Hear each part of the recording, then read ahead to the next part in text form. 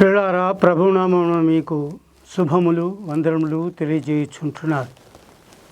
ఈ దినం యొక్క కార్యక్రమానికి మనము ఆరంభించుకునే దానికి ముందుగా ప్రార్థన చేసుకుందాం.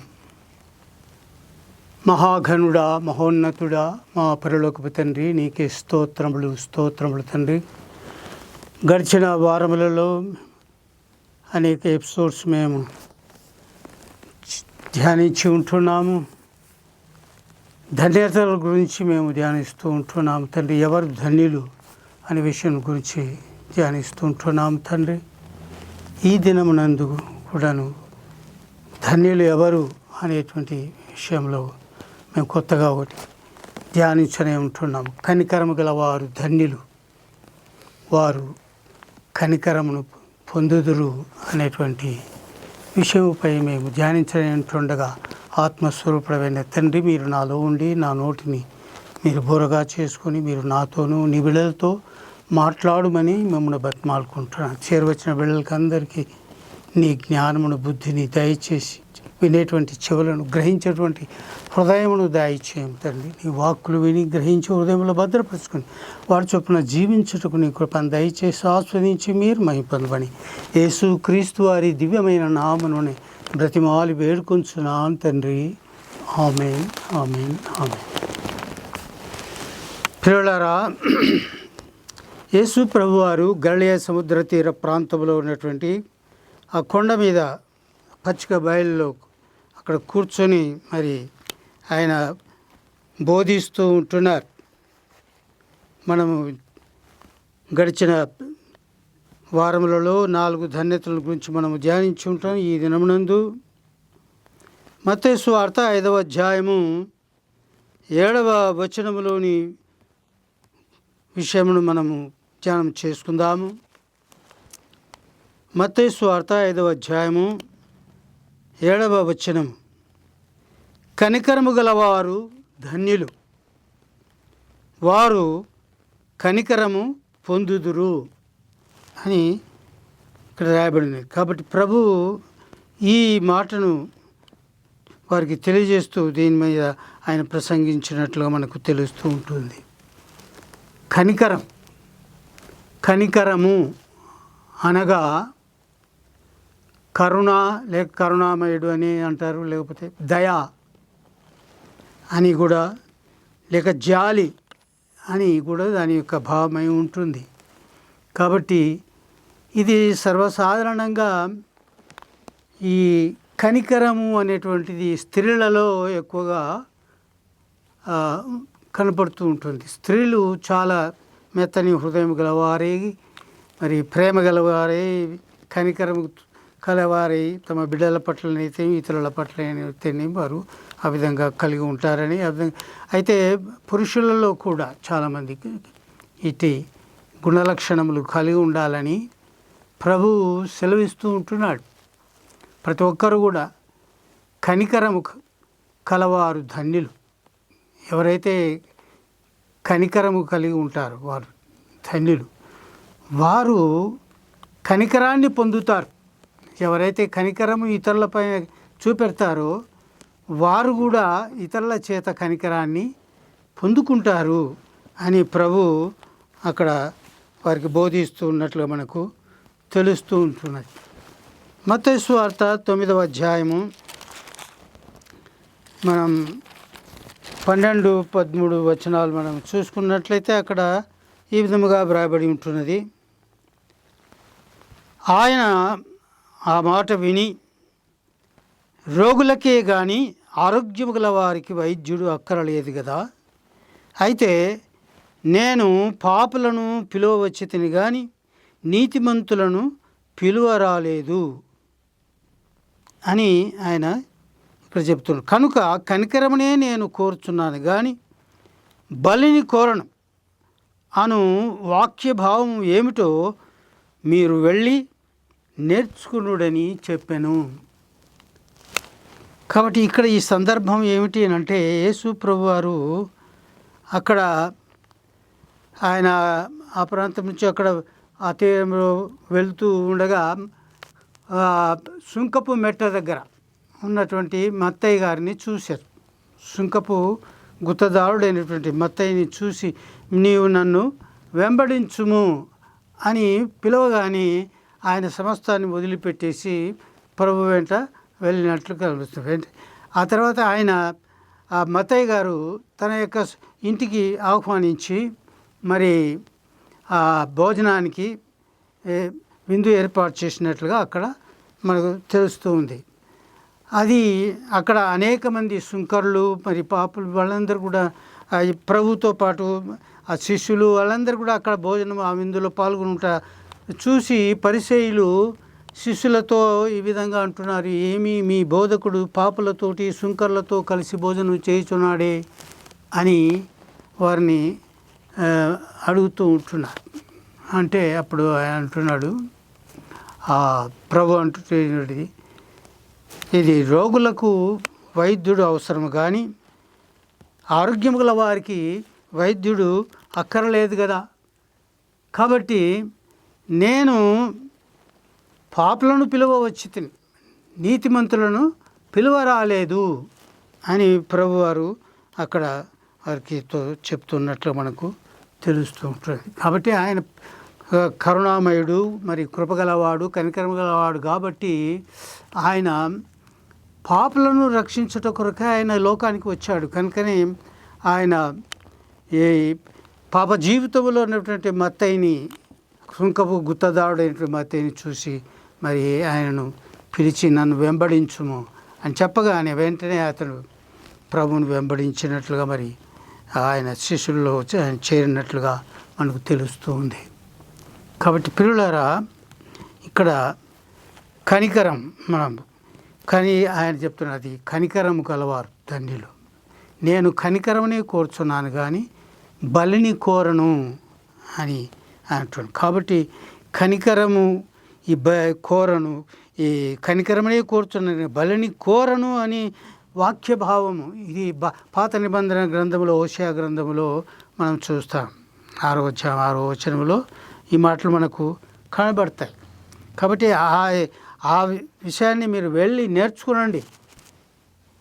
దాని భావం ఏమిటో తెలుసుకుంటే అప్పుడు కనికరం అంటే ఏమిటి అనేది మీకు అర్థమవుతుంది అని వారికి తెలియజేస్తూ ఉంటున్నాడు. కాబట్టి మత్తయి సువార్త 12వ అధ్యాయము 7వ వచనంలో కూడాను మనం చూస్తాం. మత్తయి సువార్త 12వ అధ్యాయము 7వ వచనంలో ఈ మాటలు ఉంటుండేది. మరియు కనికరమునే కోరుచున్నాను కానీ బలిని నేను కోరను అను వాక్యభావం మీకు తెలిసి ఉంటే నిర్దోషులను దోషులని తీర్పు తీర్చకపోవుదురు అని ఆయన చెబుతుంటాడు. నిర్దోషులను దోషులుగా తీర్చుతున్నారు. వీళ్ళ పని అదే. ఈ పరిచయాల పని ఏమిటంటే వీళ్ళని విమర్శిస్తూ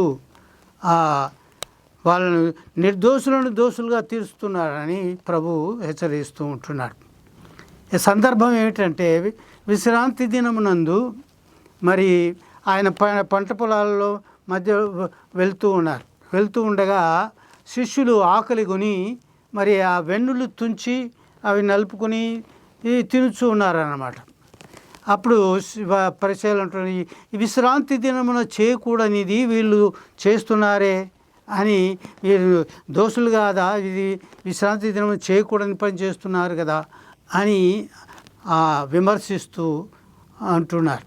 అంటే అప్పుడు ప్రభు అంటున్నాడు, మీరు దావీదు అరణ్యంలో ఉన్నప్పుడు ఆయనతో కూడా ఉన్న వాళ్ళందరూ కూడా ఆకలితో ఉన్నప్పుడు ఆయన దేవాలయంలో ఉన్నటువంటి అక్కడ యాజకుని దగ్గరికి వెళ్ళి దేవుని సముఖములో పెట్టినటువంటి ఆ రొట్టెలను అడిగి తీసుకున్నారు. ఆ రొట్టెలు యాజకులు మాత్రమే తినాలి, ఇతరులు ఎవరు కూడా తినకూడదు. అయితే ఈ దావీదు అక్కడ ఆ యాజకుని దగ్గరికి పోయి, అయ్యా మేము చాలా రోజుల నుంచి ఆహారం లేక ఉంటున్నాము కాబట్టి దయతో మీరు ఇవ్వండి అని ఆ యాజకుడికి బ్రతిమాలినప్పుడు ఆ యాజకుడు దేవుని సముఖములో ఉన్నటువంటి ఆ రొట్టెలను ప్రతిదినం వారు 12 రొట్టెలు అక్కడ 2 దొంతులుగా పెట్టుతూ ఉంటారు దేవుని సన్నిధిలో. అవి అందులోంచి ఆయన ఆ యాజకుడు తీసి ఇచ్చినట్లుగా మరి వారు భుజించినట్లుగా ఆరోగ్యకరంగా ఉన్నట్లుగా ఎటువంటి వారికి ఏమీ హాని కలిగినట్లుగా దేవుని గ్రంథంలో రాయబడి ఉంది. మీరు ఈ విషయం మీరు దేవుని వాక్యంలో ఎప్పుడు చదవలేదా, గ్రహించలేదా అని ప్రభు వాళ్ళను గద్దిస్తున్నారు. మీరు ఈ కనికరమనే కోరుచున్నాను కానీ నేను బలిని కోరున్నటువంటి వాక్య భావం ఏమిటో మీరు తెలుసుకుని ఉంటే మీరు ఈ విషయాలన్నీ మీరు అనరు. మీరు దోషులను నిర్దోషులను దోషులుగా మీరు చేయరు. కాబట్టి ఇప్పటికైనా మీరు వెళ్ళి దాని యొక్క భావం ఏమిటో నేర్చుకునుడి అని ప్రభు వాళ్ళను గద్దించినట్లుగా మనకు తెలుస్తూ ఉంటున్నది. కనుక హోషేయ గ్రంథంలో 6వ అధ్యాయము 6వ వచనములో ఈ మాటలు మనకు తెలుస్తూ ఉన్నది. నేను బలిని కోరను గనుక కనికరమనే కోరుచున్నాను.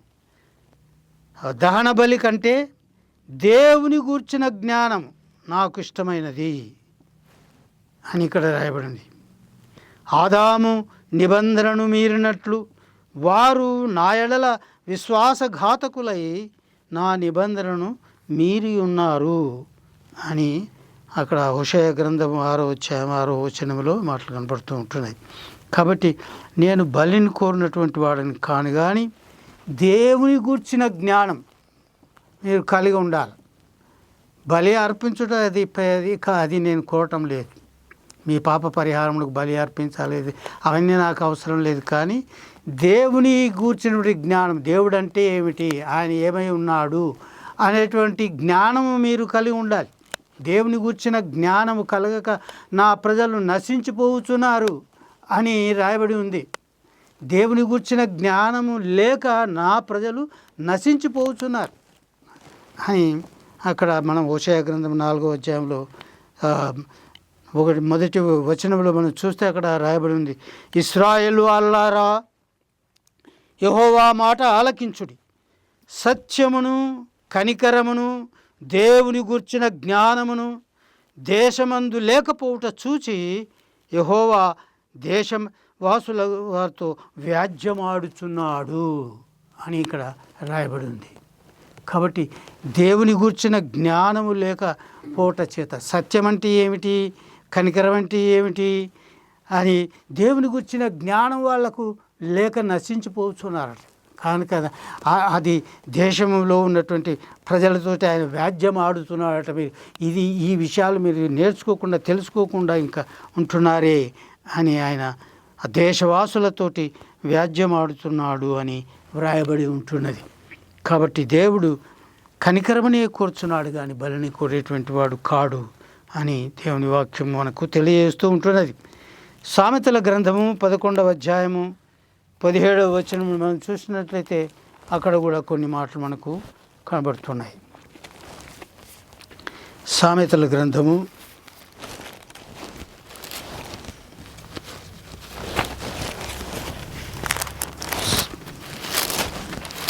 11వ అధ్యాయం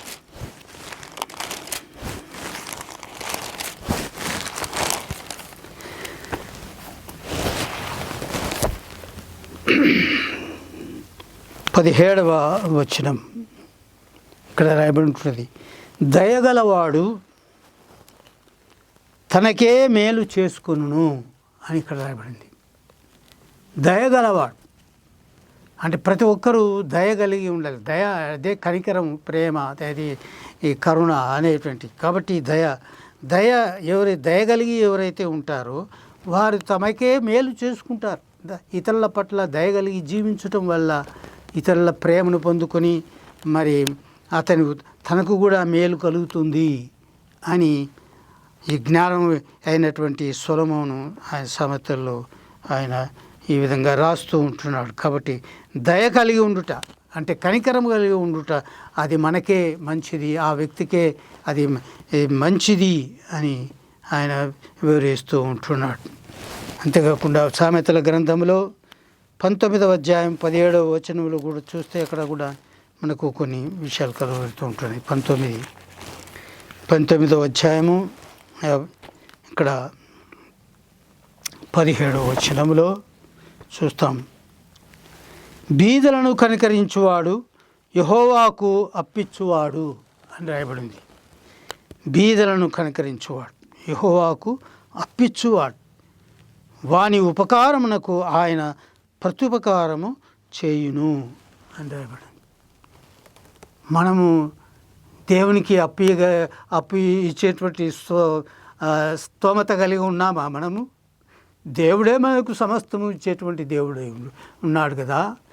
ప్రతిదీ మనము దేవుని చేతనే మనం పొందుకుంటూ మనం ఆస్వాదించబడి జీవిస్తూ ఉంటుండగా, అయితే ఇక్కడ జ్ఞాని అయినటువంటి సోమం తెలియజేస్తు, ఎవరైతే బీదలను కనికరిస్తాడో అటువంటి వాడు యెహోవాకు అప్పిచ్చువాడుగా ఉంటాడు.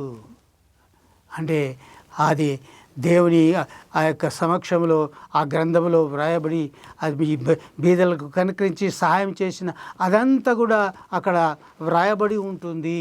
వారి దేవునికి అప్పుగా ఇచ్చినట్లుగా ఉంటుంది. అవన్నీ కూడా పరలోక రాజ్యంలో అతడు వెళ్ళినప్పుడు అవన్నీ కూడా దేవుడు తిరిగి అతనికి చెల్లిస్తాడు. నీతి అయిన జీవితంలో సుఖమైన జీవితం జీవిస్తాడు అనేటువంటిది మనకు తెలుస్తూ ఉండేది. వాని ఉపకారమునకు ఆయన ప్రత్యుపకారము చేయును. ఎవరైతే ఆ విధంగా బీదలను కనికరించి వారికి మేలు చేస్తూ ఉంటాడో అటువంటి వారికి దేవుడు ప్రత్యుపకారం చేస్తారన్నమాట. అతని దేవుడు ఆయన కనుదృష్టి లోకమంతటా సంచారం చేస్తూ ఉంటుంది. ప్రతి ఒక్కరిని దృష్టిస్తుంటాడు, ఆయన గమనిస్తూ ఉంటాడు. కాబట్టి ఎవరైతే బీదలను కనికరించి వారికి సహాయం చేస్తూ ఆదరిస్తూ ఉంటారో అటువంటి వారిని దేవుడు వారికి తగిన ఉపకారం ఆ ప్రతిఫలంగా అతడు చేస్తున్నటువంటి కనికరమైన పనులకు బట్టి దేవుడు అతనికి ప్రత్యుపకారం చేయుచున్నాడని దేవుని వాక్యం తెలియజేస్తుంది. కాబట్టి పిల్లలారా, మనము దేవుని చేత ఉపకారమును ప్రత్యుపకారం పొందుకోవాలి అంటే మనము కనికరము కలిగినటువంటి వారమై ఉండాలి. కాబట్టి కనికరము గల వారు ధన్యులు, వారు కనికరమును పొందుదురు అని దేవుని వాక్యం చేత మనము హెచ్చరింపబడుతూ ఉంటున్నాము. సామెతలు 14:21 మనం చూస్తే అక్కడ కొన్ని మాటలు ఉంటున్నాయి. సామెతల గ్రంథము 14:21 ఇక్కడ కూడా, తన పొరుగువాడిని తిరస్కరించువాడు పాపము చేయువాడు, బీదలను కటాక్షించువాడు ధన్యుడు అని రాయబడింది. కాబట్టి మనం మన పొరుగు వారిని తిరస్కరించకూడదు. వారు ఎటువంటి వారైనా సరే, బీదవారైనా మరి అటువంటి వారిని మనం తిరస్కరించకుండా ప్రతి ఒక్కరిని నీ పొరుగువాడిని ప్రేమించు, నిన్ను వల్ల నీ పొరుగువాడిని ప్రేమించుమని దేవుని యొక్క ఆజ్ఞ ఉంటున్నది. కనుక బీదలను కటాక్షించువాడు ధన్యుడు అని ఇక్కడ సొలొమోను గారు తెలియజేస్తూ ఉంటున్నారు. అంతేకాకుండా 31వ వచనంలో కూడాను, ఇక్కడ ఇదే అధ్యాయంలో 14:31 దరిద్రుని బాధించువాడు వాని సృష్టికర్తను నిందించువాడు, బీదను కనికరించువాడు ఆయనను ఘనపరచువాడు అని రాయబడి ఉంటున్నది. కాబట్టి ఎవరైతే దరిద్రులను బాధిస్తారో అటువంటి వారు దేవుని యొక్క ఆగ్రహమునకు గురవుతారని ఇక్కడ బీదను కనికరించువాడు ఇక్కడ దరిద్రుని బాధించువాడు వాని సృష్టికర్తను నిందించువాడై ఉంటున్నాడు, బీదలను కనికరించువాడు ఆయనను ఘనపరచువాడుగా ఉంటున్నాడు. కాబట్టి మనము బీదలను కనికరించినటువంటి వారముగా, దేవుణ్ణి ఘనపరచినటువంటి వారముగా ఉండాలి. అంటే ఈ కనికరమును కలిగి మనం బీదలకు సహాయం చేస్తూ ఆయనను ఘనపరచినటువంటి వారముగా ఉండాలని ఈ జ్ఞాని అయినటువంటి సొలొమోను తెలియజేస్తూ ఉంటున్నాడు. మరి సామెతల గ్రంథం 3:34 కూడా చూస్తే అక్కడ కూడా ఒక మాట వ్రాయబడి ఉంటున్నది. సామెతల గ్రంథం 3:34 ఈ మాటలు ఉంటున్నాయి. అపహాసకులను ఆయన అపహసించును, దీనిని ఎడల ఆయన దయ చూపును అని ఇక్కడ రాయబడి ఉంటుంది. కాబట్టి అపహాసకులను ఆయన అపహసించును. మనం ఎవరైతే దీనులుగా ఉంటున్నారో ఆయన వారిపైన దయ చూపించేటువంటి వాడుగా ఉంటున్నాడని ఇక్కడ రాయబడి ఉంటున్నది. కాబట్టి మనము ఇతరులను అపహసించకుండా ఉన్నట్లు మనల్ని మనం జాగ్రత్తగా చూసుకోవాలి అని అందుకొరకు ఇక్కడ రాయబడినటువంటిది దయను సత్యమును ఎన్నడును నిన్ను విడిచిపోనీయకుము అని రాయబడి ఉంది.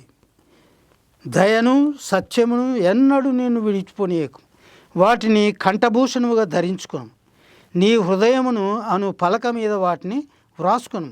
అప్పుడు దేవుని దృష్టి అందును మానవుల దృష్టి అందును నీవు దయనొంది మంచివాడవని అనిపించుకుందువు అని ఇక్కడ రాయబడింది. కాబట్టి మనం ఆ విధంగా మనం దేవుని దృష్టిలో మనం ఆయన దయను పొంది మంచివాడు అని అనిపించుకోవాలి అని అంటే మన యొక్క ఈ సత్యమును ఎన్నడూ విడిచిపోనీయకు, దయను సత్యమును ఎన్నడూ నిన్ను విడిచిపోనీయకు, వాటిని కంఠభూషణముగా ధరించుకొను అని ఇక్కడ సామెతల గ్రంథములో ఆయన సొలొమోను గారు తెలియజేస్తూ ఉంటున్నాడు. జకర్యా గ్రంథము 7వ అధ్యాయం 9వ వచనములో మనం చూస్తే సైన్యములకు అధిపతికి యెహోవా ఇలాగు సెలవిచ్చుచున్నాడు, సత్యమును అనుసరించి తీర్పు తీర్చుడి, సత్యమును అనుసరించి తీర్పు తీర్చుడి, ఒకరి యందు ఒకరు కరుణావాత్సల్యములు కనపరుచుకొనుడి అని ఇక్కడ రాయబడింది. కాబట్టి దేవుడు సత్యమును కోరుచుంటారు. సత్యమును అనుసరించి మీరు ఎవరికైనా తీర్పు తీర్చాలంటే సత్యమును అనుసరించి అసత్యమైన జీవితంలో జీవించకూడదు. నీవు ఎటువంటి తీర్పు తీర్చుకో అదే తీర్పు నీకు కూడా తీర్చబడుతుంది. ఒకరి యందు ఒకరు కరుణావాత్సల్యములు కలిగినటువంటి వారై ఉండాలి అని ఇక్కడ దేవుని వాక్యం చేత మనం హెచ్చరించబడుతూ ఉంటున్నాం. లూకా సువార్త 6వ అధ్యాయం 36, 38 వచనంలో ఈ విధంగా ఉంటుంది. కాబట్టి మీ తండ్రి కనికరము గలవాడై ఉన్నట్లు మీరును కనికరము గలవారై ఉండుడి, తీర్పు తీర్చకుడి, అప్పుడు మిమ్మును గూర్చి తీర్పు తీర్చబడదు. కాబట్టి మనం ఎవరికి కూడా తీర్పు తీర్చకూడదని ఇక్కడ దేవుని వాక్యం చేత మనం హెచ్చరించబడుతున్నాం. మనం ఆ విధంగా ఇతరులకు మనం తీర్పు తీర్చకుండా ఉన్నట్లయితే మనం కూడా తీర్పు తీర్చబడము అని ఇక్కడ రాయబడింది. నేరము మోపకుడి, అప్పుడు మీ మీద నేరము మోపబడదు. క్షమించుడి, అప్పుడు మీరు క్షమించబడదు. ఈయుడి, అప్పుడు మీకు ఇవ్వబడదు. అణచి కుదిలించి దిగజారునట్లు నిండు కొలతను మనుష్యులు మీ ఒడిలో కొలుతురు అని ఇక్కడ రాయబడింది. ఇవే కొలతతో మనం కొలుస్తామో అదే కొలత మనకు తిరిగి కొలబడుతుంది అని దేవుని యొక్క వాక్యము సెలవిస్తున్నారు. కాబట్టి మీరు ఇతరులకు మనం ఇచ్చేటప్పుడు ఎటువంటి కొలతతో మనం చెబుతారు, కుదించి దిగజారునట్లు నిండు కొలతను మనుష్యులు మీ ఒడిలో కొలుతురు అన్నట్టు.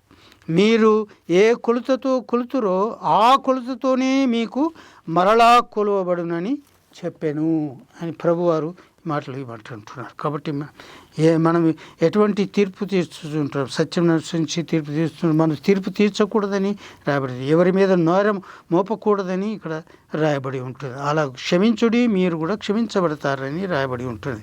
రోమాపత్రిక 12వ అధ్యాయం 20వ వచనంలో మనం చూసినట్లయితే నీ శత్రువు ఆకలిగొని ఉంటే అతనికి భోజనము పెట్టుము, దప్పికొని ఉంటే దాహమేమో, అలాగు చేయుట వలన అతని తల మీద నిప్పులు కుప్పగా పోయిదువు. ఇవన్నీ శత్రువు మీద కనికరం. నీవు కనికరం కలిగినటువంటి వారు, కనికరం గల వారు ధన్యులు. కాబట్టి కనికరమును నీ శత్రువు నీ దగ్గరికి వచ్చి ఆకలిగొని ఉన్నట్లయితే అతనికి నీవు భోజనము పెట్టు అని చెప్పి ఇక్కడ రాయబడి ఉంటున్నది. అతనికి భోజనము పెట్టుము, దప్పికొని ఉన్నట్లయితే దాహమేమో, అలాగు చేయటం వలన అతని తల మీద నిప్పులు కుప్పగా పోయిదు.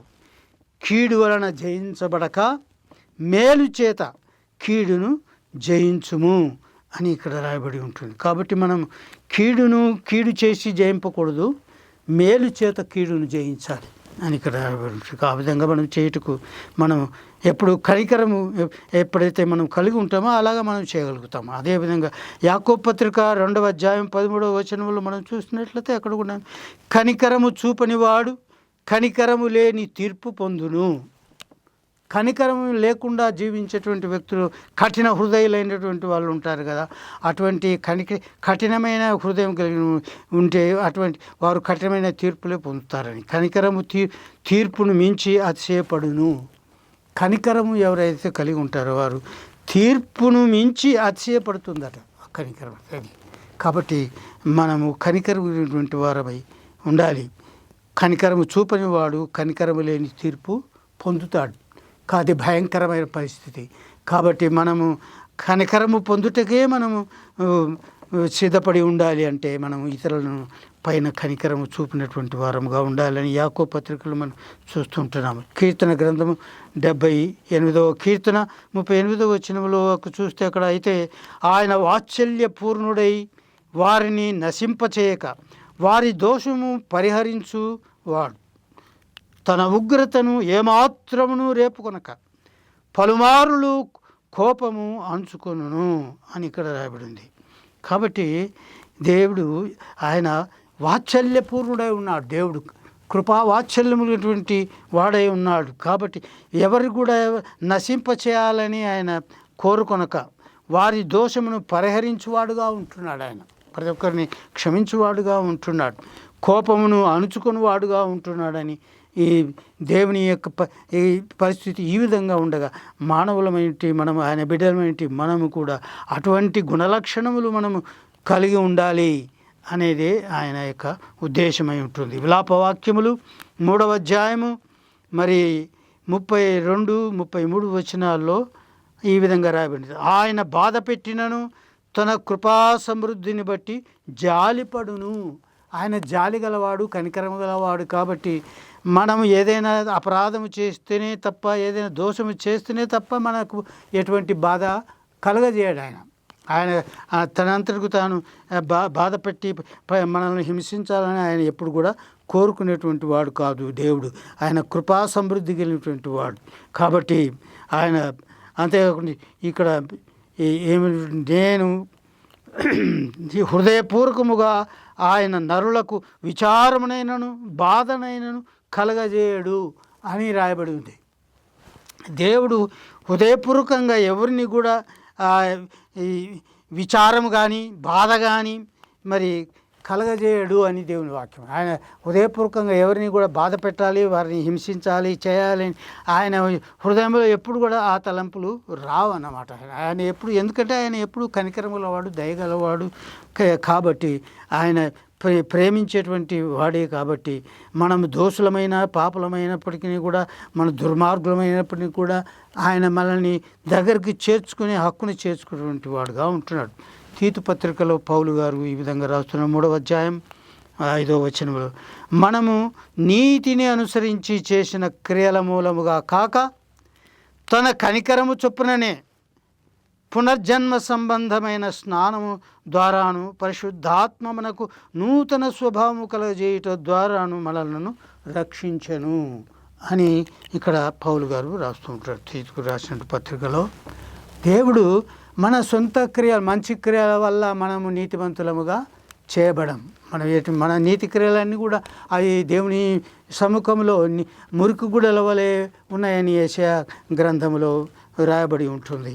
కాబట్టి మనం మంచి క్రియలు చేయటం వల్ల మనమేమి నీతిమంతులుగా కాలేము. కానీ ఆయన తన కనికరము చొప్పుననే ఆయన మనల్ని ప్రేమించి ఆయన తన రక్తమును ధారపోసి ఆయన యందు విశ్వాసముంచుట ద్వారా ఆయన నామములో తండ్రి కుమార పరిశుద్ధాత్మ యొక్క నామములో బాప్తిస్వం పొందుట ద్వారా, ఇక్కడ పునర్జన్మ సంబంధమైన స్నానం ద్వారా పరిశుద్ధాత్మ మనకు నూతన స్వభావం. ఆ విధంగా మనం ఎప్పుడైతే మనం